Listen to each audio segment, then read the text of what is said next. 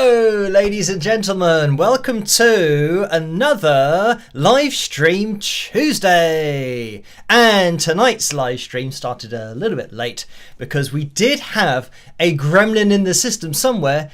It's for some reason not wanting to connect tonight, and it even got to the point where I was trying to figure out what was going on and struggling quite a lot, and it was going back to trying to almost go back to getting the stream key, going into my software, entering the stream key, which is always the same for every single live stream, just to reset it all, because it said on YouTube that it was preparing stream, I think for maybe 12 minutes, something like that. So yeah, it took a very long time, and eventually when I was just about to reset everything, it then did connect. So yeah, it was good that I didn't actually press on the reset button. So anyway, hello to you guys in the live chat room. Let's see who we've got in there tonight. We have Alison, Angela, Billy, Tammy, Howard, PM1123,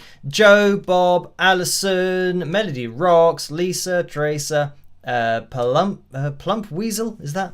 Alison, Cindy, Tammy, Kevin. Hello to all you guys in there. Thank you for joining me on this Tuesday night. Now, here's a news flash that's totally predictable, being in the UK at the moment. We're about to have our 5th heat wave. So I think rather than people cheering, there would be a noise of kind of people just annoyed at the fact that we're having another heat wave. So yeah, we're about to start that on, well, tomorrow it's going to be potentially 36 degrees Celsius is what they're saying, and then on Thursday's 38 degrees Celsius. So yeah, it's all getting a bit too hot.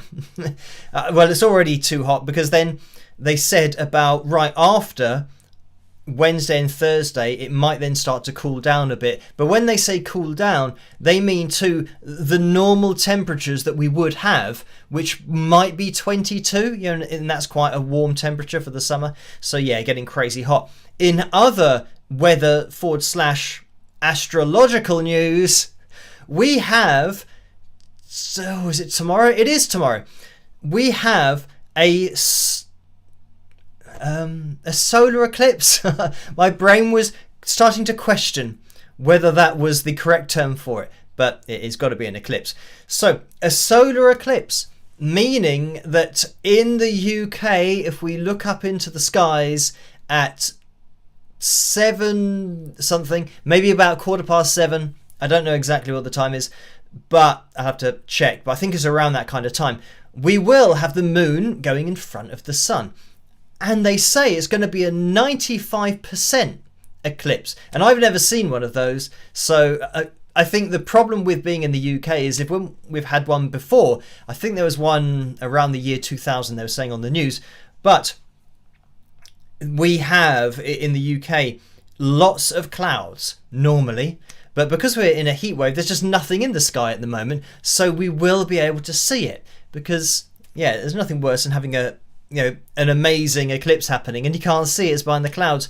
So I'll be tuning into that, but I will not be looking at the sun. And they've said only look at the sun if you have the correct special grade, not sunglasses, but visor thing, because yeah, otherwise you can really damage your eyes. So I'm thinking I'm going to look at it on my phone.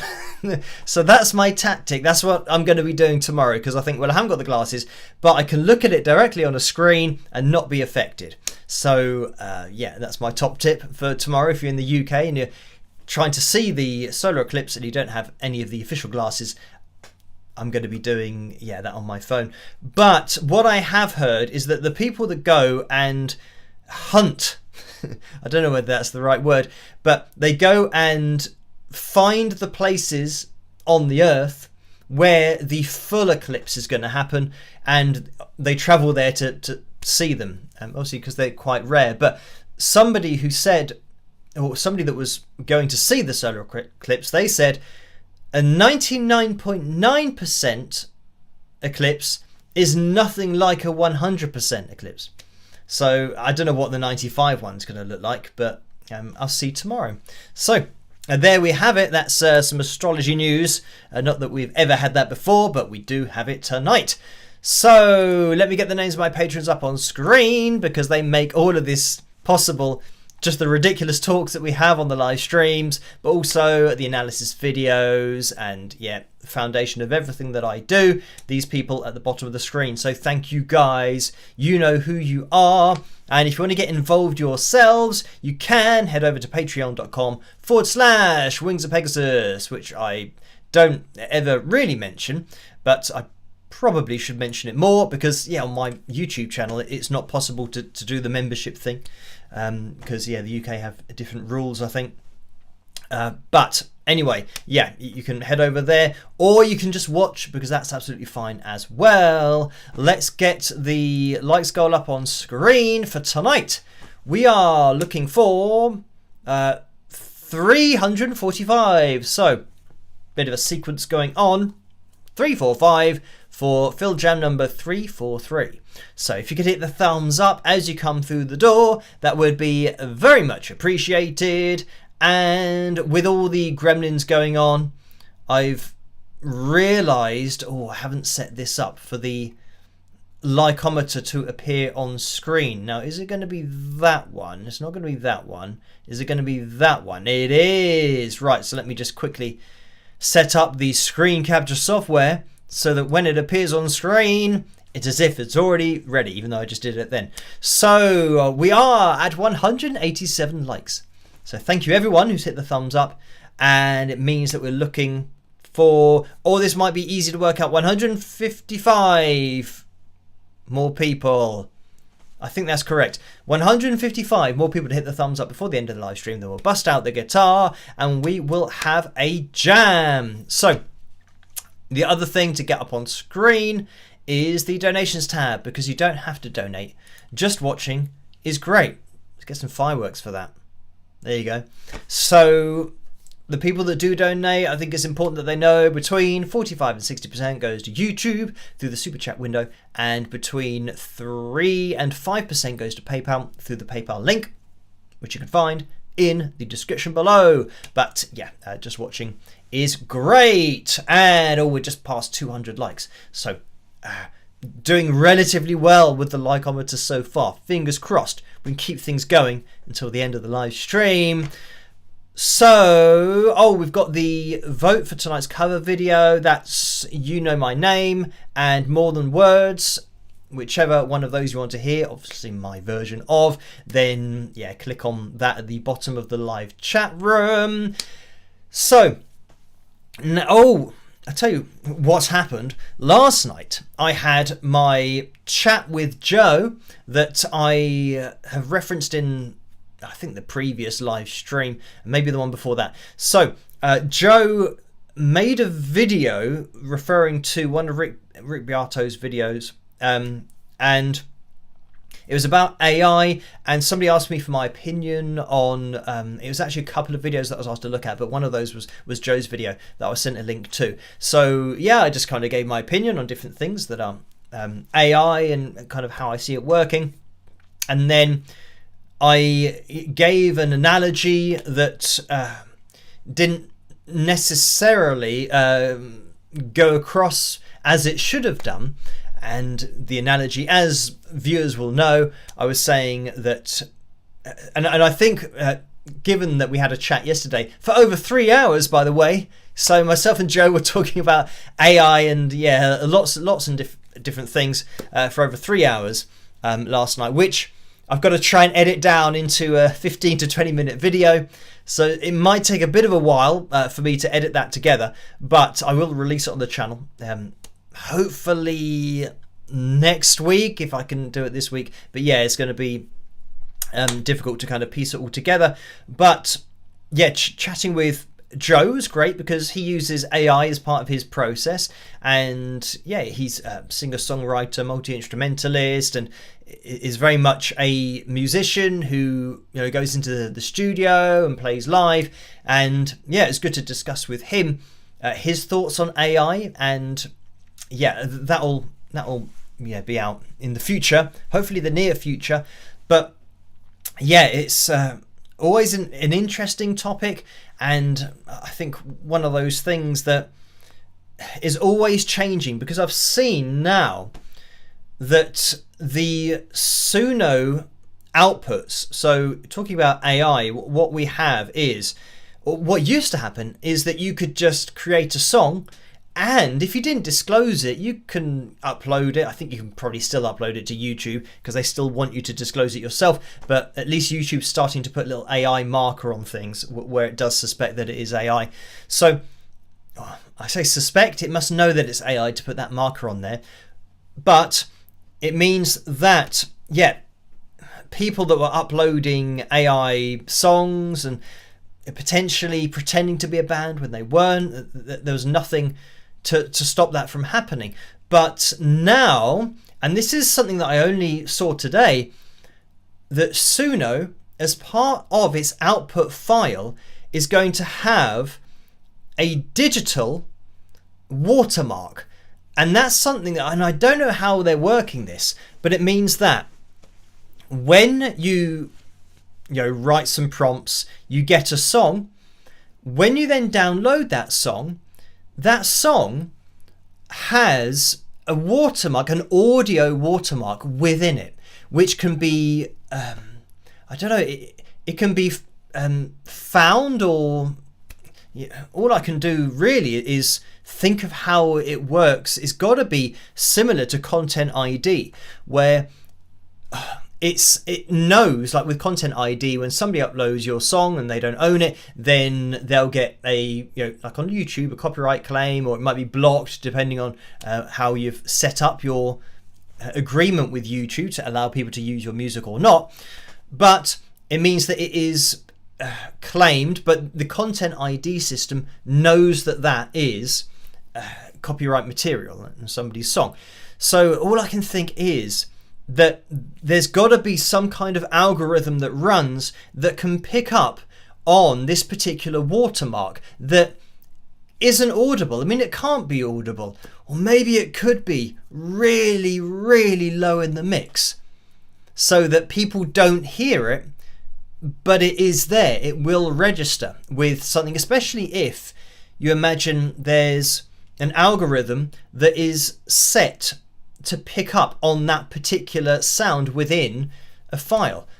And it might even be something that happens, but if you did it at the beginning of the song, it means you'd be able to cut that out.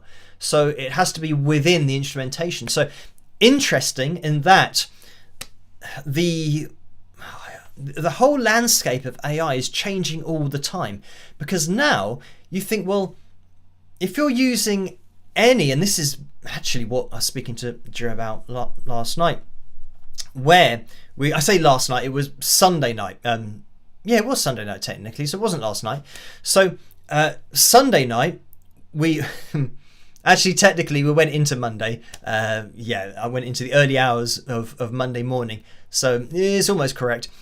But we were talking about how when you're using AI, it's always potentially going to be a bit risky, because with Tidal, for example, when they've changed their whole policy on AI, and that anything that's 100% AI, you're not going to be able to upload it. Anything that's substantially AI, you're not going to be able to monetize it. But now with Suno, if you're creating something that's AI, it's going to have something within the audio file that says AI was used to make this. So yeah, I think the future of AI is going to be, and this is a prediction I made on Sunday night with Joe, that it seems like using AI and then releasing it is something that's not going to be possible. By the way, something that Suno has also done is they've implemented a limit to the amount of songs you can make. So, case in point, Shunned at a Funeral who I pointed out about being AI and not disclosing it, where they had a 68 track album, like an 80 track album, and in the first kind of 6 months of the year they've released hundreds of songs. So Suno is saying that is not going to wash anymore, because it's content. It's basically just content abuse. The only reason you're doing that many songs, it's not because you're inspired about making that particular song. You're just typing and pressing create, and you're getting as many songs as possible to try and hijack the algorithm on YouTube so that you're releasing a new song every day. So it's like you're recording a new video endlessly, and of course the algorithm likes that, especially if you're not disclosing that it's AI. So then you start to get more views, your videos start to get pushed out there more. But Suno knows that's what's going on, so it is stopping that from happening, or at least attempting to. I think it's limiting it to maybe 20 songs that you're allowed to make. I don't know over what time period, but these creators that have hundreds of songs that they're creating and releasing that are AI, hopefully that's going to be now rare, or at least kind of changed so that less of that kind of thing goes on, kind of hijacking the algorithm on YouTube especially. So we're starting to get all of these changes to AI, and I think anyway the prediction that I made was that if you're using AI as part of your process, if there's a chance that what you're using has an audio watermark in there, it means that when now uploading your song, if that is in there at any point in your song, then it's going to be flagged as AI. But you might think, but I only used AI for this little bit of my song. The rest of it was just me, and it was a tiny section. So I think what's going to happen in the future is, once you've got your AI creation, it means that I don't think you can afford to have that in your song. You're going to have to go away and re-record it yourself. So I think it's going to go full circle, that people that are using AI, they might get a song back, but now you've got to play the drums or play bass, play guitar and sing, or find people that can do that to now recreate the song that you've created with AI. Because if you're releasing it without human input, it's going to be flagged as AI because you're using those files. So I think the route that it's going down at the moment, of course, that means that anyone who's pretending to be a band, or pretending to be a singer, or pretending to release their own albums and it's AI, they won't be able to do that anymore. They're going to have to find people that can record it for them and a singer that can sing it for them. So hopefully in the future it might even be the case that even if you're putting an AI singer on your songs, that is still something that's going to get flagged as AI rather than using a real human to sing. So we'll see what happens in the future, but it's interesting that they have this capability, because now, talking from a law perspective, obviously the court cases against Suno of them training their AI models on millions of songs, and this is something that was disclosed as part of the court cases, is they said, I don't think I have the quote, but they said, what was Suno trained on? What was the model trained on? The AI model. And the answer is, the model was trained on all music of reasonable quality. So what does that mean? It was trained on all music of reasonable quality. So if you listen to something that sounds like a studio recording, it's been trained on that. So you think, well, hang on, what about the permission? Because the other thing, it's been known to have been let loose on YouTube. So anything of reasonable quality on YouTube, it's been trained on, potentially. And this is just going, obviously the court cases are ongoing. So this is something that they've just had to state as part of the legal proceedings. But what is crazy and so obvious that they know that they've done something massively wrong, is that when they were asked, how many tracks have you trained Suno on? Their response is, we're not going to tell you the answer to that, because if we did tell you the answer, then it will give our other competitors in the marketplace an idea of how many songs they need to train their AI models on. It's what? No, because everybody knows the more you train AI, the better it gets. There's no secret number that, oh, if you train AI on 31.357 songs, you get the best result. It isn't. You've just got to, and this is why they don't want to say how many songs they've trained it on. It's because they've already given it away. All music of a reasonable quality, which is absolutely crazy. So, yeah, I also gave a kind of hypothetical example to Joe, because this was interesting actually, talking to Joe and talking about the training, because I'm not sure how much he's got into the training of AI, but he's a user of AI. And I think a lot of the problems come from that ethical side of it, to think, well, somebody's had an idea and they've got this machine that can, make music, and you just type in words and you get back a really professional sounding song. And then somebody say, oh, well, that's really clever. How does that work? It says, oh, well, I've used, 5 million, that's probably a conservative estimate. I've used 5 million musicians' songs. And then the person says, oh, wow, but that's crazy. How did you get 5 million people's permission? And how did you write that many emails for the copyright? And then the person says, oh, no, I didn't. I just took them. And then I put them in my machine, and now it can do this. It's taking all of their songs and giving me a song out of all of those. It's basically an algorithm that will rearrange things and give me a new song out of all of their songs. The person would say, so your business is based on 5 million songs that you don't own, and without those songs you don't have a product and wouldn't make any money. The person says, yes, exactly. So that's it. That's why it's genius, because I've just taken all of that and all of the profit is mine. They're not getting anything. So yeah, we'll see what happens with the court cases. But I think fundamentally, for myself as a musician and someone who owns my publishing rights to my songs, I mean, the sad fact is, more than likely, my music has been used to train AI, because I would say, or at least I'd hope, that it's of a reasonable quality. So it's listened to everything on YouTube of a reasonable quality.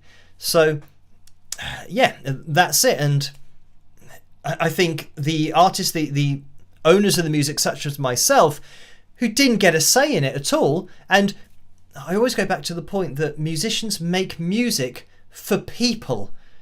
That is the agreement that you have as a human. You think, yes, I want humans to listen to this. If you then say, oh, and by the way, do you want it to go into training AI so that a third-party company can make money from learning from your music? I'd say, no, I'm not making music for that. I'm making it for humans. That other thing, you can go and use your own music. Get the AI creators to play the guitar and feed that into AI and see how they get on with it. Obviously, they're not going to be able to have millions and millions and millions of top quality songs to feed into their AI. If they're just using themselves singing into it and playing, of course it's going to not learn anything. It's just going to learn a really rough version of one guitar and somebody trying to sing who might not be able to sing. So yeah, it's all crazy. But that interview will be on the channel in the near future at some point. But let's just quickly get into this, as it says here, viewer activity. But the donations in the super chat window, we have Paul, who's donated $5.35. I know exactly what this is to do with. It says, hooray! 535,000 subscribers. Most excellent. Have fun tonight, all y'all. Catch up crew for me. Peace, love, and rock. So let's get this up on screen. There it is. It's official. 535,000 subscribers. Thank you everyone for watching, subscribing, hitting the notification bell, and yeah, I think there's maybe checking a box to get notified for the videos, because that's an important thing to do as well. But we'll keep on pushing forward and see where we end up. So yes, thank you everyone for watching the videos. It's very much appreciated. And I can see, Melody Rock says, so AI is creating the work and musicians are re-recording it. Does AI still take credit for creating the work? So AI has created, if you even put a demo into AI, it's going to come back with something that isn't exactly the same as the demo. It would have changed it ever so slightly. So now, this is the other question. If bands and artists now go away and re-record that and now release that as their song, whether they say that they used AI to come up with that, that's going to be up to them. You don't have to disclose what you've used to get your final product. So yeah, that will be, I guess, there's no way to be able to tell. I mean, it's not like what we do on the channel when somebody says, oh, I was singing fully live, and then we match audio files from various shows that shows it wasn't fully live, and we can do that, and it's absolutely conclusive, objective, and it's proof. But yeah, for somebody releasing a song, there's no way that you would know that they got that from AI and just re-recorded it. They would have to tell you that. So yeah, but I mean, that's, for me, it's still a better process of actually getting something from AI, which, yeah, again, the ethics, we can kind of talk about that another day, but AI isn't going away at the moment. So the fact that you get something from AI but you can't use it, you have to now re-record it all. You think, well, at least you're having to do something musical to then put it out there. So yeah, for me, that's, and I also understand the argument of saying there are some people who, can't play an instrument, or they can't sing, and they can't do this, they can't do that. So what about, those people? And yeah, I don't know, because I couldn't sing, but I learned to sing. I couldn't play the guitar, but I learned to play the guitar. So you've got the kind of the cynical answer, which says, well, if you can't do something, you can learn to do it. And then people say, oh yeah, but I don't want to spend 2 years learning how to sing. I'd rather just, make something with AI. So in that particular case, if you now get a track that is AI or created by AI, you've now got to find a singer who can sing that. So then the person might come to me and say, can you sing this song? Because I can't be bothered to learn to sing, but you spent 2 years learning to sing, so can you do it? And I'll say, well, yes, I can. And this is where the whole session musician thing happens, where you say, yes, I'll do that, and here's my fee for doing that. So even kind of in that situation, you think, oh, well, it could work that way round if people can't use the music that's created. And again, if people are just doing it recreationally and they're not looking to release music anyway, then there's that use of it as well, that they think, well, yeah, I'm not looking to make any money from it. I just like to have a song about my cat, or whatever they've put in as the prompts. So yeah, lots of different user cases, but we'll have to see what happens in the future. But I think, yeah, I know that other people might say, oh, but taking an example like Jeff Healey, who, his excuse back in the day would say, oh, well, I'm blind, so I can't do anything. I'm going to use AI to make my music. But he didn't do that. He learned to play the guitar, not being able to see it, and singing as well, and creating music even though he's got a disability. And people have done amazing things, like playing the guitar with their feet, and the way that they figure out, even given their disability, there's been some amazing players who have done that. So I think, yeah, some people say, oh, well, I can't do it, so I use AI. You think, yeah, but lots of people have potentially had even more difficult circumstances and they're still creating music.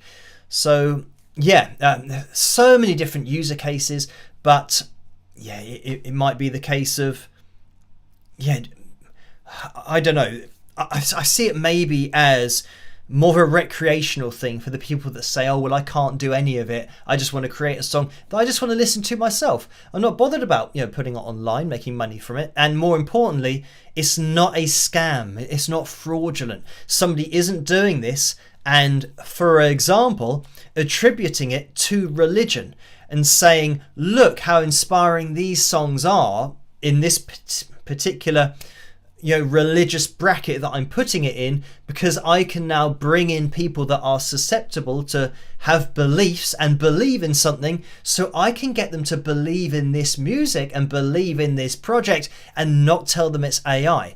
So yeah, some of the fraudulent ways that it's used, you think, well, it would make a huge difference if all of that music, the person who's now trying to be fraudulent, they now had to re-record it themselves with musicians or with their own ability, or getting singers, because then they think, oh, there's no way I can make like a 69 track album, because I'd have to record that in a studio. How long's that going to take? And now you'll start to get the realistic release schedule that you'd normally have. So yeah, it's going to be interesting to see what happens. But anyway, thank you, Paul, for that donation. And we've got Sue in the house as well, donating $9.99. Thank you for that. And the message is, and there we have it, technical gremlins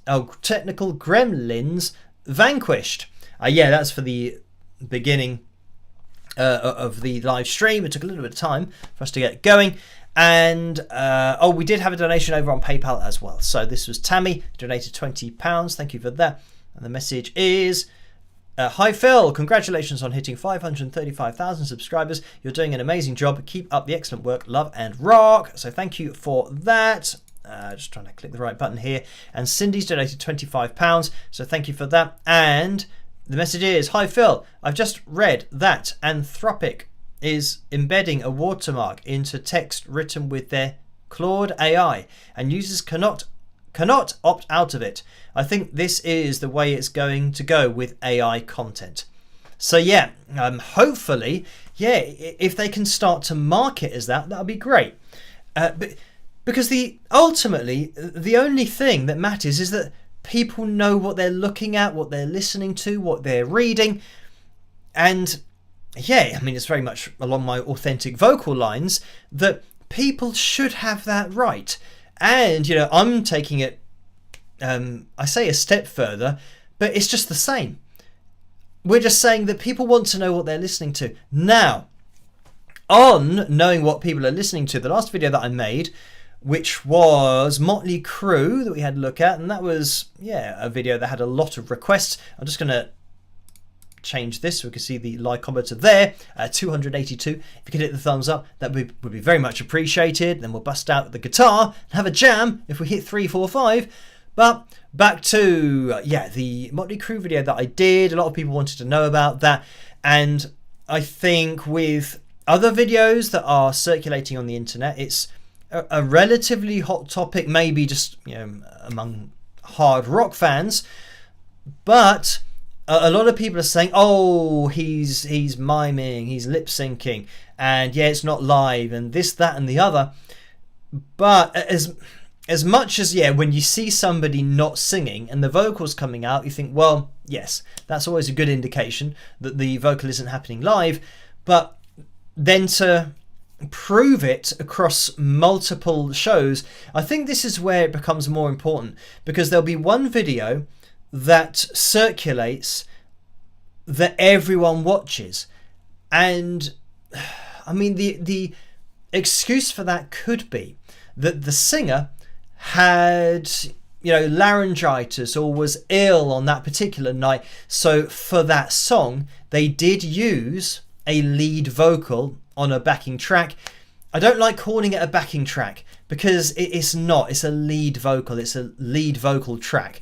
So they could always say that right, well, that was just a one-off and it happens to have been caught, and those 5 or 10 seconds have now been put up online, whereas we do sing that song live all the time, but it was just that once.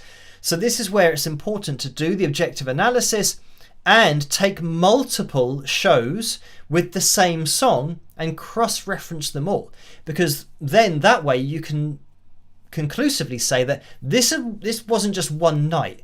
This was multiple nights, and they span over a time period where if it was for one night, the throat isn't quite where it should be, or you're thinking about replacing a particular song, then it doesn't explain why then 7 months later you've got the same audio file being played back, unless it's a consistent thing. So anyway, breaking news on those videos, and look out for the follow-up videos because one of the members of the band has come out saying something which, given the analysis that I made, I'm going to take issue with that, because I think when bands and artists aren't honest about what's going on, and they know what they're doing, they absolutely know what they're doing live, but they cannot be honest about it, and they try to maneuver the answer of the question to pretend that they are singing live and that it is a fully live thing that they're doing. So anyway, somebody's done a very recent interview, and it's online, and I've seen it, where they're stating things that I think are not technically true, which I will be putting in a video and just pointing it out. And again, it's something that I'm just pushing for honesty, and for people to know what's going on, for fans of the bands to know what's going on. And unfortunately, or fortunately, that starts with the band themselves. If they know they're lying and they continue to lie, then how's anyone ever going to know what's going on with anything? So I think it always gets worse when people double down on the lie. That's something that we've had on the channel probably multiple times, but probably most famously with the Ken Tamplin video that I did, where it's something where I've proven something conclusively, but then when the person doubles down on the lie, then there's nowhere to go from there, unfortunately, apart from me doing a follow-up video doubly proving, in that particular case I then proved that the guitar playing wasn't live either. But when you're kind of doubling down on a lie, but it's a lie, that's the worst thing. The best thing you can do is just say, oh yes, we do that, and here's why we do that. So at least that's with Wasp and Blackie, who was the feature, I guess, or the focus point of that analysis video, where he says, yes, he did say we use backing tracks. He didn't say that I use a lead vocal, because that would have been the honest thing, saying, I lip sync, I mime, because it means that every night I'm never going to miss a note. And I'd rather do that because it means I don't have to practice my vocals anymore, and it always sounds like I've nailed every single song. But I think fans think that the person's singing, or that he was singing. But again, as to what fans expect, there's no way they will know what's going on. That's the problem, if people aren't honest about it. But that's just what I do on the channel. And again, it's not having a go at any particular band or artist. When I do a follow-up video, which, by the way, I said at the end of my recent Don Henley Eagles video that it's almost like he's standing by a rabbit hole and he's saying, Phil, come and have a look in here. And I said at the end of that video, I don't want to have a look in there. Well, unfortunately, I had another little look in there the other day, actually yesterday. And this is again from an interview, and things that are being said that I think what you're saying isn't true. It's a lie. So what happens at that point? I'm the kind of person that can't sit back and just watch people lying in interviews. I know why they're doing it, because it means that if they pretend that it is live and their vocal is that amazing, then people aren't going to think twice about getting a ticket, because they'll think, oh, it is live. And ironically, there's an upload on TikTok from this person who went to a show, and and this is going to be in my future video whenever I do it, in their description of their upload to TikTok, They said, for all the people who are saying that Eagles are miming or lip syncing live, they're not. Trust me, I was there. I've seen it live. They're not lip syncing or miming. And guess what? The video that she's uploaded is lip syncing. So, and I know because I've got 7 performances of the same song and they all match. So the person, and this is the problem, we get to this point where people don't know what they're listening to, and it could be a she or a he, but I almost gave it away there. When people are going to a show and they're listening to it and they're thinking, this isn't lip synced or mimed, so all of the rumours are fake. So they upload it to prove their point, to say, look, it's not lip syncing, I was there, trust me. And they've uploaded a lip synced performance. And there's no way of defending that, because this is your audio. You are proving that there's no lip syncing with a lip synced vocal. So it really does show how nobody knows what they're listening to nowadays, even when they're attending a show and they've spent potentially thousands of dollars on a ticket. So yeah, there you go. But it's always the case, and I'm just objective on my channel, and this is why I focus on everything that I'm asked to look at. It doesn't have to be a pop artist or a particular genre that I'm not into. Looking at hard rock bands and classic rock bands and even Eagles, having the history that they have, and knowing their music well and being a fan of their music, it doesn't mean that they get a buy that you say, hang on, they're lip syncing or miming, so oh no, let's push them to the side and let's just focus on the pop artists who are doing it. It's like, well, yeah, that's not how I roll, as you guys will know. Probably to my detriment, in terms of getting loads and loads of subscribers on the channel. I mean, 535,000 is pretty good. But when you're pointing out this kind of thing, it's something that, well, first of all, I don't think fans like to hear if they think it's all live, but also they do have a problem with accepting it. So it means that, yeah, I'll kind of get the hateful messages and emails just for pointing out something that's objective and factually true. But I will do that, even about, Motley Crue, for example, still, a band that I've listened to a lot, and it doesn't mean that anybody gets a pass just because I'm into that kind of music. I just point out exactly what's going on, and that's a really important part of what I do on the channel. Anything that I'm asked to look at, it's never a witch hunt, it's a request that's being fulfilled, and that's only ever what the case is. So anyway, Dwayne says it's the advantage of technology, it can prove something like this. And this is the other thing. Back in the day with my analysis videos, I did used to look at just historic performances, and then the problem was people start saying, and you start getting the trolls that say, why don't you do anything from like the last 20 years? It's all so old, all the music that you're analysing. And I said, well, those are the requests. If you want me to look at something recent, then request it. So then, of course, they started requesting it. But then you get, well, this is post-pitch corrected. This is using auto-tune live. This is actually lip-synced or mimed. It's not live. And because Melodyne, the first iteration of it, was 2001, so it means anything in the last 20 years is potentially going to be tuned. But the masterstroke of the music industry is they didn't tell anyone that they were going to be doing this, and are now doing it as an industry standard, even though I think people now know on studio releases that is the case.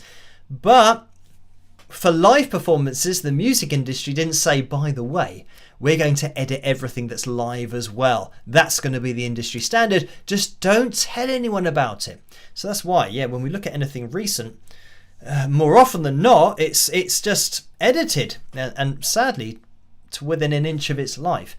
So but at least I'm looking at recent performances.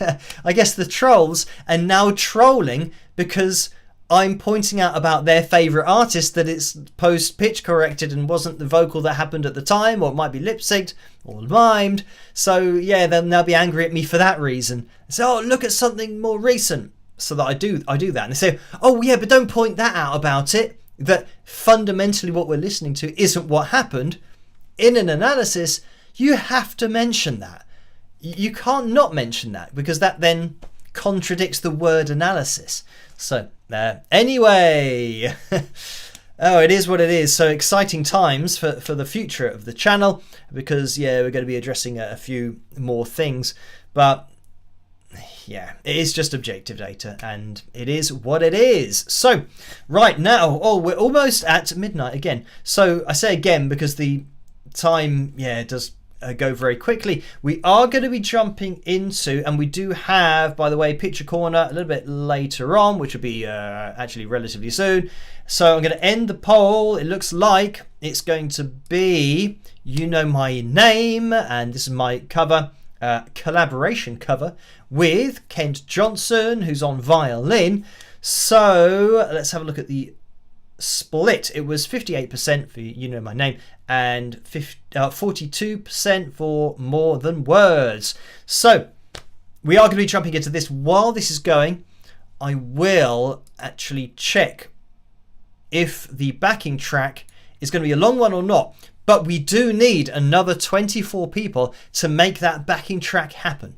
So if you could hit a thumbs up, that would be very much appreciated. We're aiming for 345 likes to bust out the guitar, and we are at 321 at the moment. So yeah, we need to get a bit of a spike of the lights going on, because not long before the end of the live stream. So oh, Dwayne says being loyal to a brand still can't be an excuse to defend lip syncing and miming at concerts.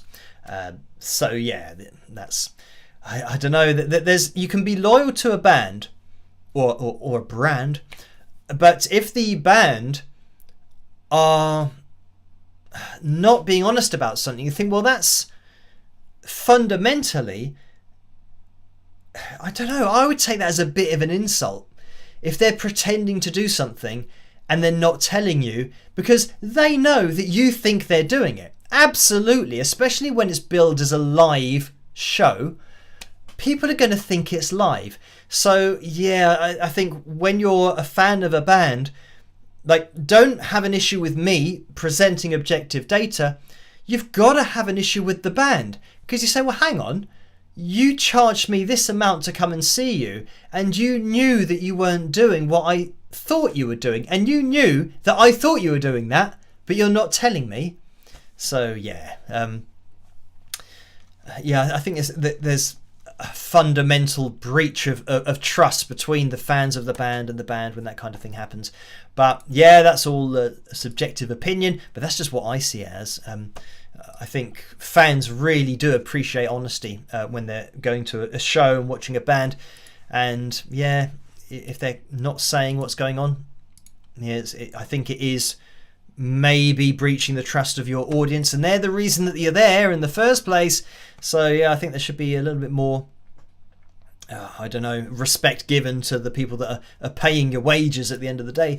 But anyway, let's jump into this. Myself and Kent Johnson with the classic, and I always say about this being potentially my favourite James Bond theme. I think, yeah, Chris Cornell's vocal and just him as an artist, and such an amazing artist that he was, is a huge part of that. Anyway, let's jump into it. I hope you guys enjoy it, and I'll see you after. Rock!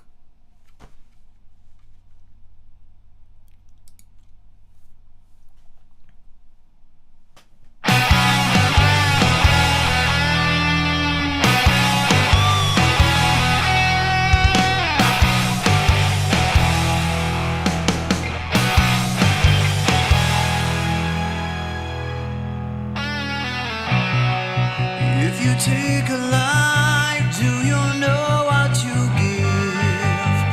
Odds are you won't like what it is. When the storm arrives, would you be seen with me by the merciless eyes of deceit?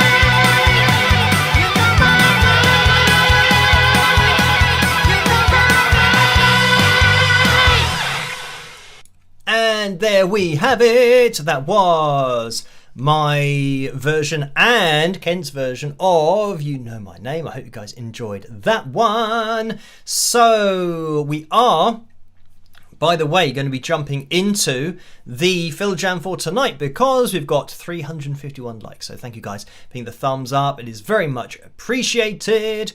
And if you're watching this in the future on catch up, you can keep hitting the thumbs up. It really does help the channel to grow and for things to get out there a little bit more. So the backing track is going to be 6 minutes, but we do have a picture corner that we want to jump into as well. So let's see if we can jump in there now. Right, that is working. I don't know why it's disappeared on the screen, but hopefully I'll get this on screen, see if it appears. And it does. So, this is from the Zoom call that happened at the end of the last live stream, which was Saturday night. So, here in the Zoom call, we have from top left to bottom right, we have Barbara, Vince, B, Billy, Bob, Lisa, Michael, Joe and Jason. So, and it says also on the call but not pictured, Kevin, Angela and Paul. So, thank you for sending that one in. And there's another picture, this one. And this is from Marge. It says, walking along, hearing a song with wings to carry my things.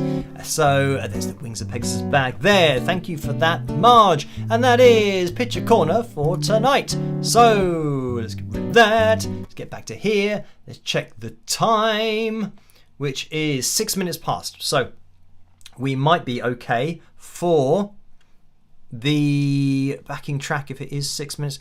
I'm always using the mouse for the Mac Studio rather than using the laptop trackpad. Right, okay, this is Atmospheric. How long is it? Yeah, it is 6 minutes. Atmospheric 80s rock ballad backing track, E minor, from YouTube Jam Tracks, or just YT in capital letters, Jam Tracks on YouTube. So that's on. Is it? Now it's on for me, it's not on for you guys. Let's see if it now comes on here. Right, okay, that's that. And right, I'm listening to this through a laptop, so it's always a bit dodgy, but I tend not to get any kind of low end coming through the laptop, but it is what it is. As for levels, can't really do much about it. Let's press play, see what happens. See if I can actually hear it anyway. Ooh.